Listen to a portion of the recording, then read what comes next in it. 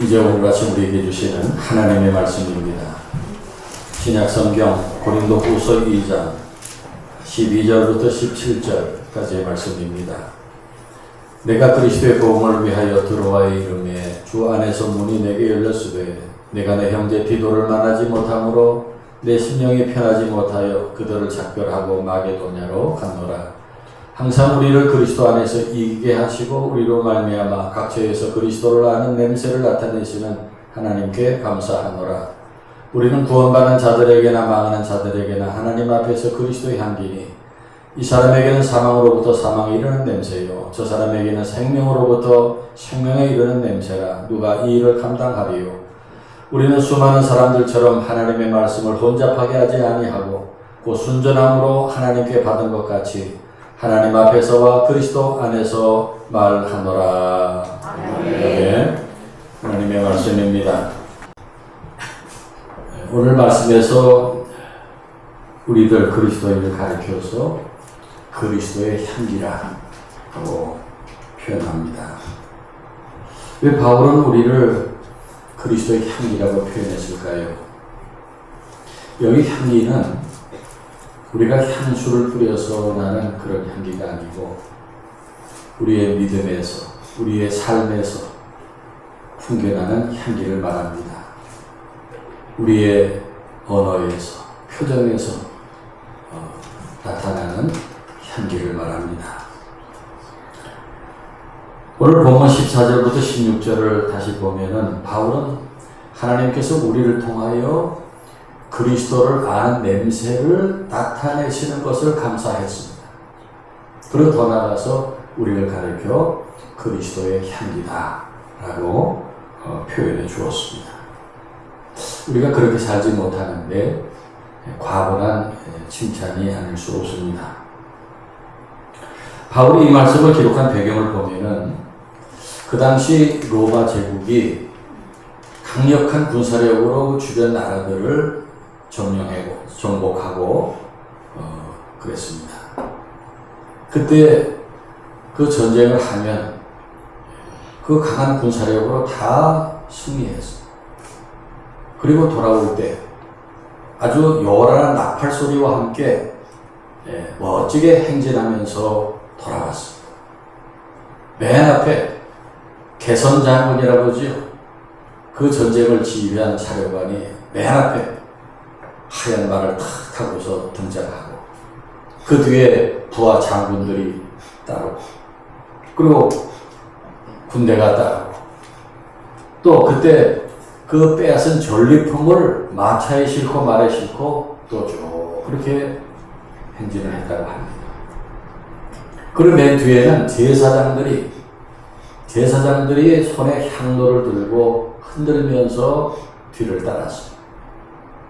그 향로에서 그 향 연기가 확 풍겨져 나옵니다. 아주 요란한 향기였어요. 그런데 그 향기는 백성들에게는 승리를 맛보게 하는 그런 좋은 향기였고 반대로 전쟁에 패해서 끌려오는 포로들에게는 이제 곧 닥칠 처형을 알리는 향기였어요. 죽음을 예고하는 향기였습니다. 바울은 당시 자신이 보았던 그 경험을 배경으로 해서 오늘 말씀을 기록한 것입니다. 오늘 말씀에서 우리를 가리켜 그리스도의 향기다 라고 말씀했는데 향기는 어떨 때 풍기게 됩니까? 향기가 나려면 어떤 조건이 있어야 합니까? 향기를 풍기려면 먼저 생명이 있어야 돼요. 생명이 있는 곳에서 향기가 납니다. 꽃이나 동물이나 식물이나 바다의 물고기나 모든 것이 마찬가지 생명이 있을 때 향기가 납니다. 좋은 냄새가 납니다. 그러나 생명이 없으면 금방 썩어 문드러지고 악취를 풍기게 됩니다. 향기는 생명으로부터 나는 냄새입니다. 그렇다고 하면은 우리들의 믿음은 어떨까요? 생명이 있는 믿음에서 향기가 나게 되고 생명이 없는 믿음에는 냄새가 없어요. 오히려 악취가 날 수 있습니다. 그러니까 생명이 있느냐 없느냐가 향기냐 악취냐를 결정하는 그러한 조건입니다. 그러면 여러분의 믿음은 어떤 믿음입니까? 예수님께서 우리에게 주신 믿음은 산 믿음입니다. 생명이 넘치는 믿음입니다. 우리에게 생명을 주시기 위해서 예수님이 십자가에 대신 못 박혀 죽으심으로 죄값을 치러주시고, 그래서 예수 믿고 구원받은 사람은 모두 생명을 얻은 것입니다. 그것도 영원한 생명입니다. 그런데 오늘날 많은 기독교인들 중에 그 생명을 지키고 살아있는 믿음으로 사는 기독교인들이 얼마나 될까요? 많지 않을 것 같습니다. 향기나는 믿음을 찾아보기 어렵습니다. 그러면 그 믿음에 생명이 없다면, 향기가 없다면 왜 그렇게 되었을까요? 처음에 예수님께서 우리에게 주신 믿음에는 생명이 있었습니다. 향기가 있었습니다. 그런데 왜 그 생명이 없어지고 향기도 없어졌을까요? 우리가 믿음이라는 나무, 믿음이라는 꽃을 잘 키우지 못했기 때문에, 화초를 기를 때 햇볕을 쬐어주고 또 적당히 물도 주고 그리고 보살펴 줘야 하는데, 우리가 이 믿음의 나무를 잘 키우지 못했어요. 생명력 있는 믿음으로 키우지 못했어요. 향이 나는 믿음으로 키우지 못했어요. 여러분, 우리 믿음의 생명은 무엇입니까? 예수 그리스도지요? 예수가 우리의 생명이. 그래서 내 믿음 안에 예수가 계시면 생명이 있는 것이고, 예수가 없으면 생명이 없는 것입니다. 아멘입니까? 아멘. 그렇다면 여러분 마음 중심에 예수님이 계십니까? 아멘. 예수가 여러분의 구주이십니까? 아멘. 그리고 같은 말이지만은 복음이 있어야 돼요. 이 복음이라고 하는 것은 예수가 나의 구주시라는 진리, 고백입니다. 또 그 십자가의 속량이 내 죄를 사했다는 확신입니다. 그 십자가의 은혜를 감사하면서 나도 그렇게 살겠다는 결단이 복음입니다. 믿습니까? 요약하면은 우리 믿음 안에 있어야 할 생명은 예수 그리스도고 십자가입니다. 기억하시기 바랍니다. 그런데 그 생명이 지금 내 안에 있느냐는 말이에요. 그러면 우리가 믿음의 생명이 없고 향기나는 믿음으로 키우지 못한 잘못이 어디 있을까요? 그 생명을 잘 지키지 못했어요. 내 안에 예수 그리스도가 살아 계셔야 합니다. 예수님이 나의 주인이 되셔야 합니다. 예수가 내 주인이 되셔서 내 삶을 주장하시고 다스리시게 해야 합니다. 그런데 우리들이 예수님이 안 계신 것처럼 살았어요. 예수님과 상관없이 살았어요. 예수님을 내 삶의 주인으로 인정하지 않고 살았어요. 그래서 예수님께서 그 사람 속에 도저히 못 있겠다. 그래서 예수님께서 떠나신 사람들이 있을지 몰라요. 그리고 나를 구원하신 십자가가 내 마음 가운데 있어야 합니다. 그 십자가 은총을 늘 감사하면서 나도 그렇게 살겠다는 결심이 있어야 돼요. 그것을 사명이라고도 말하고 비전이라고도 말합니다. 예수님께서 보여주신 그 십자가적인 삶을 사는 것입니다. 나도 그 십자가의 삶, 그 십자가 희생을 실천하며 사는 것입니다. 그러한 십자가가 여러분 마음 안에 있습니까? 잃어버리지 않았습니까? 그리고 또 한 가지, 우리가 살아있는 믿음을 잘 지키지 못하고 키우지 못한 이유는 우리의 믿음에 행함이 따르지 않았기 때문입니다. 믿음의 순종과 행함이라는 것이 계속 따라가야 되는데, 우리의 그 받은 믿음을 행함과 순종으로 키우지 못했어요. 계속 행함이 뒷받침돼야 하는데 그렇지 못했습니다. 그렇게 우리 믿음의 행함과 순종이라는 그 물을 주지 않으면은 우리 믿음이 자라지 못합니다. 죽은 믿음이 되고 말아요. 야고보서 2장 14절에 내 형제들아 만일 사람이 믿음이 있노라 하고 행함이 없으면 무슨 유익이 있으리요. 그 믿음이 능히 자기를 구원하겠느냐. 그 뒤에 26절에 영 없는 몸이 죽은 것 같이 행함이 없는 믿음은 죽은 것입니다. 행함이 없는 믿음은 죽었다고 말씀해요. 얼마나 두려운 책망입니까? 마태복음 7장 21절에 예수님도 나더러 주여 주여 하는 자마다 다 천국에 들어가는 것이 아니요 다만 하늘에 계신 내 아버지의 뜻대로 행하는 자라야 들어가리라. 할 수 있어요. 우리의 믿음의 행함이 그렇게 중요한 것입니다. 우리의 믿음을 키우는 생수와 같은 것입니다. 믿음의 이 행동이라는 순종이라는 생수를 뿌려야 돼요. 그래야 그 믿음이 건강하게 자라게 됩니다. 아멘입니까? 아멘. 그렇게 우리가 우리의 믿음을 순종과 행함으로 물을 주고 건강하게 키웠냐 하는 거예요. 그렇지 못했습니다. 그래서 우리가 그리스도의 향기가 되지 못했어요. 향기가 별로 없어요. 오히려 사람들을 눈살 찌푸리게 하고 시험에 들게 하고 넘어지게 했는지 몰라요. 미국의 어느 한 교회에서 회의를 했습니다. 왜 우리 교회에 우리 교인들 자녀가 나오지 않느냐. 아이들이 어렸을 때 초등학교, 중학교 때는 그런 대로 부모같이 나왔는데 이제 고등학교, 대학교 들어가면서 왜 자녀들이 교회에 나오지 않느냐.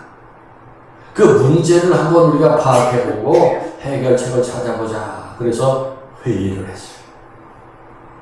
그래서 지금 나오고 있지 않은 교인 자녀를 몇 아이를 오게 해서 얘기를 좀 들어봤어요. 아이들이 얘기를 하지 않으려고 하다가 이제 마지못해 얘기를 합니다. 우리들이 어렸을 때 부모님 차를 타고 이제 교회를 다녔습니다. 그때 그런 대로 교회 생활이 재미가 있었습니다. 그런데 항상 부모님 차 타고 교회 갈 때마다 우리 부모가 싸웁니다.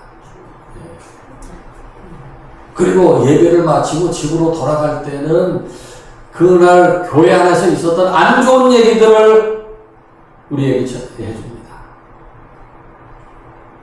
우리가 그 얘기를 들으면서 아주 교회에 대해 환멸을 느꼈어요. 이제 우리가 성인이 됐는데 왜 그런 교회를 다녀야 합니까? 우리 부모가 보여줬던 그 교회의 모습은 내가 가야 할 교회의 모습이었습니까? 나는 그런 교회에 다니고 싶지 않습니다. 할 때 그냥 부모들이 고개를 숙이고 얼굴을 들지 못했다는 그런 이야기가 있습니다. 어찌 그들만의 문제이겠습니까? 부모가 자녀들에게 어떤 믿음의 모습을 보여주었느냐가 그 자녀들의 일생에 신앙의 싹을 잘라버릴 수도 있고 그 신앙을 아름답게 잘 키워줄 수도 있는 것입니다. 오늘 우리 자녀들이 교회에 나오지 않고 있는 문제가 꼭 부모들이 잘못해서가 아니라고 저는 생각합니다. 지금 이 사회적인 분위기가 그렇고 지금 아이들이 공부하는 그 환경이 그렇고 또 우리 교회들이 우리 젊은 세대, 자녀 세대들의 눈높이를 따라가지 못하고 뒤처졌던 이유도 많이 있습니다. 우리 교회도 문제가 있는 것입니다. 그러나 우리의 믿음의 모습, 그 믿음에서 향기가 나느냐, 악취를 풍기냐는 엄청나게 다른 결과를 가져옵니다. 그래서 내 자녀를 믿음의 길로 잘 인도하고자 하는 부모는 자녀들 앞에서 믿음의 아름다운 모습을 보여줘야 돼요. 사랑을 보여주고 인내하는 것을 보여주고 용서하는 것을 보여주고 평안을 보여주고 기쁨을 보여주고 아름다운 것들만 보여줘야 돼요. 아멘입니까? 네. 특별히 주일날 교회 갈 때 밝은 모습으로 화목하게 교회 가. 또 예배 드리고 돌아와서는 더 기쁨으로 가족들을 대하. 야, 예배 드리고 돌아오시니까 저렇게 기쁨이 있구나. 저렇게 평화가 있구나 하는 것을 보여줘야 돼. 우리 교인들은 그렇지 않습니다만은 주일날 예배 드리고 돌아가서 화를 내고 부부가 소리 지르고 싸우고 그러면은 그것은 향기가 아니라 가족들을 망치는 악취가 되는 것입니다. 성도 여러분, 우리가 그리스도의 향기가 되는데 우리의 믿음과 삶이 같아야 합니다. 그것을 신행일치라고 말합니다. 따라해볼까요? 신행일치. 우리 신앙과 생활이 일치가 되어야 된다는 거예요. 우리가 말씀을 읽고 또 설교 말씀을 듣고 믿습니다 했으면은 그 믿음대로 살아야 된다는 거예요. 아멘입니까? 그리고 예행일치라는 말도 있어요. 또 해봅시다. 예행일치. 예배와 생활이 일치가 되어야 된다. 우리가 예배 드릴 때 얼마나 점잖게 거룩하게 또 예배 시간에는 우리가 믿음으로 찬송하고 기도하고 말씀을 듣고 야, 하나님이 살아계시구나. 우리가 은혜 받고 세임을 얻고 돌아가잖아요. 그 예배와 생활이 일치가 되어야 돼요. 아멘입니까? 그러나 그렇게 사는 것이 말처럼 쉬운 것입니까? 우리들이 그렇게 살지 못하도록 방해하는 것들이 얼마나 많은지 몰라요. 먼저는 우리 안에 우리가 구원받았지만은 아직 변화되지 못한 것이 많이 있어요. 내 안에 아직도 고약한 성질이 있어요. 또 버려야 될 습관이 있어요. 욕심이 있어요. 불평불만이 있어요. 분노가 있어요. 아직도 변화되지 못한 것이 내 안에 있어요. 거기다가 사탄의 시험이 있어요. 사탄이 우리를 그냥 두질 않아요. 때때로 우리를 자꾸 밀어서 잡아뜨리려고 해요. 그리고 삶의 무게가 얼마나 무겁습니까? 우리가 예수 믿고 신앙생활 하지만은 사업이 힘들고 직장 생활이 어려워요. 그 힘든 환경에서 우리가 신행일치로 살고 예행일치로 사는 것이 결코 쉬운 일이야. 힘들고 어려운 일. 어느 교회에서 예배 시간에 목사님이 설교하는데 목사 부인과 아들이 앉아 있는데 목사 부인이 옆에 있는 아들을 툭툭 치면서 저 설교하는 분이 내 아버지 맞냐? 어떻게 저렇게 청산유수로 설교를 잘하냐? 좋은 말만 하냐? 이제 살림살이 저 강대상 위로 올라가서 내가 저 위에서 살자고 해야 되겠다. 그랬대. 목사님이 강대상에서는 설교 잘하는데 강대상 내려와서는 그렇게 살지 못한다는 유머예요. 목사도 설교하지만은 그렇게 살기 힘들어. 그런데 우리 교인들은 얼마나 더 힘들겠어. 그래서 이것이 우리 모두의 고민이고 숙제입니다. 그러나 우리가 부족한 거 하나님이 다 아십니다.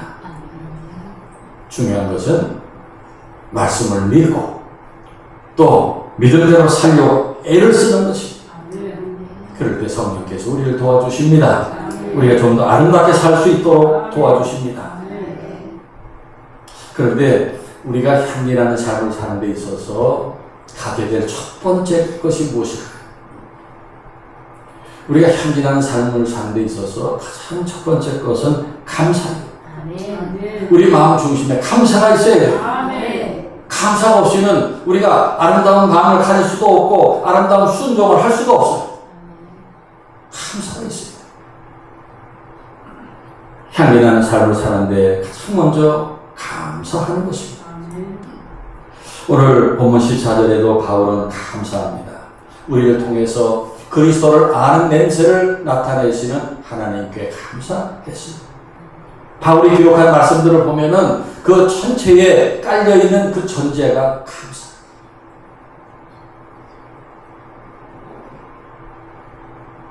우리를 택하신 하나님의 은혜, 우리를 위해 그 아들을 보내주신 은혜, 우리 죄를 대속하기 위해 그 아들 십자가에 못 박으신 은혜, 그리고 그 구원의 감격을 가지고 믿음으로 살게 해주신 은혜를 감사합니다.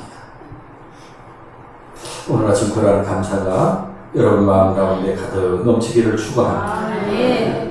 시인 중에 김옥춘이라는 시인이 있습니다. 이 김옥춘 시인이 쓴 나는 행복한 사람입니다 라는 제목의 시가 있습니다. 들어보세요. 걸을 수만 있다면 더 큰 복은 바라지 않겠습니다. 누군가는 지금 그렇게 기도를 합니다. 설 수만 있다면 더 큰 복은 바라지 않겠습니다. 누군가는 지금 그렇게 기도를 합니다. 들을 수만 있다면 더 큰 복은 바라지 않겠습니다. 누군가는 지금 그렇게 기도를 합니다. 말할 수만 있다면 더 큰 복은 바라지 않겠습니다. 누군가는 지금 그렇게 기도를 합니다. 볼 수만 있다면 더 큰 복은 바라지 않겠습니다. 누군가는 지금 그렇게 기도를 합니다. 살 수만 있다면 더 큰 복은 바라지 않겠습니다. 누군가는 지금 그렇게 기도를 합니다. 놀랍게도 누군가의 간절한 소원을 나는 다 이루고 살았습니다. 놀랍게도 누군가가 간절히 기다리는 기적이 내게는 날마다 이루어지고 있습니다. 부자 되지 못해도 빼어난 외모 아니어도 지혜롭지 못해도 내 삶에 날마다 감사하겠습니다. 날마다 누군가의 소원을 이루고 날마다 기적이 일어난 나의 하루를, 나의 삶을 사랑하겠습니다. 사랑합니다. 내 삶, 내 인생, 나 어떻게 해야 행복해지는지 고민하지 않겠습니다. 내가 얼마나 행복한 사람인지 날마다 깨닫겠습니다. 나의 하루는 기적입니다. 나는 행복한 사람입니다. 아멘입니까? 아멘. 여러분, 어떤 사람에게는 눈으로 보는 것만도 기적, 들을 수 있는 것만도 기적, 일어설 수 있는 것만도 기적이고 걸을 수 있는 것만도 기적이고, 그리고 살 수 있는 것만도 기적. 시인은 우리가 오늘 살아간다는 것 모두가 기적이라고 노래합니다. 누군가가 간절히 바라는 기적을 우리는 지금 날마다 누리고 있다는 것입니다. 할렐루야. 사랑하는 여러분, 지금 우리가 사순절을 보내고 있는데 십자가에 못 박이신 예수님께서 우리 바라시는 바가 무엇일까요? 오늘 아침 우리에게 너는 그리스도의 향기다 라고 말씀하십니다. 그러면 오늘 우리가 드러낼 향기가 어떤 향기일까요? 성경에 보면은 우리의 기도가 향기입니다. 요한계시록에 천사들이 금향로에 향기를 담아 하나님께 올려드리는데 그 향기는 성도들의 기도였습니다. 그리고 우리의 헌신과 희생이 향기입니다. 베다니 마을의 마리아가 자기에게 가장 귀한 그 향유 한 옥합을 깨뜨려서 예수님께 부어드릴 때 그 희생이 향기가 되어서 온 집안에 가득했습니다. 여러분, 우리 모두가 향기가 될 수 있습니다. 우리 새벽기도 하는 분들은 기도의 향기를 올리고, 찬양대는 찬양의 향기를 피우고, 봉사자들은 봉사의 향기를 피우고, 전도하는 분들은 전도의 향기를 피우고, 헌금 드리는 분들은 예물의 향기를 피웁시다. 아멘. 향기가요, 내 것을 내가 먹을 때는 향기가, 내 것을 남에게 줄 때 향기가. 오늘 보면 16절에 사망에 이르는 냄새가 있고 생명에 이르는 냄새가 있다고 했는데, 냄새 중에는 이렇게 뭐를 끌어당기는 향기가 있고, 그리고 물리치는, 도망가게 하는 악취가 있습니다. 우리 하늘교회 교인들은 절대 사람을 넘어뜨리는 냄새가 되지 맙시다. 사람을 위로하고 이렇게 세우는 향기가 됩시다. 사랑과 희상으로 그리스도의 아름다움을 보여주는 향기가 됩시다. 그래서 사람들에게 우리 예수님이 그리스도가 되심을 보여주고 세상에서 낙심하고 절망하는 많은 사람들에게 희망과 기쁨을 주고 그들을 구원의 자리로 이끄는 좋은 향기가 됩시다. 아멘. 그런 여러분 되시길 축원합니다. 아멘. 사랑과 자비가 무한하신 하나님 아버지, 참으로 무가치한 저희들을 택하셔서 아름다운 도구로 삼아주시는 은혜를 감사드립니다. 저희들 십자가를 묵상하는 사순절을 보내면서 그 십자가가 보여주는 삶이 무엇인가, 예수님께서 우리에게 바라시는 삶이 무엇인가를 나누게 하시니 감사드립니다. 저희들 예수님이 보여주신 향기나는 삶을 순종하고 실천하며 살게 하옵소서. 물이 변하여 향기로운 포도주가 되었듯이 하늘교회 각 사람이 아름다운 향기가 되어서 가정과 교회를 아름답게 하고 세상을 아름답게 만드는 그리스도의 향기들이 되게 하옵소서. 예수 그리스도의 이름으로 기도하옵나이다. 아멘.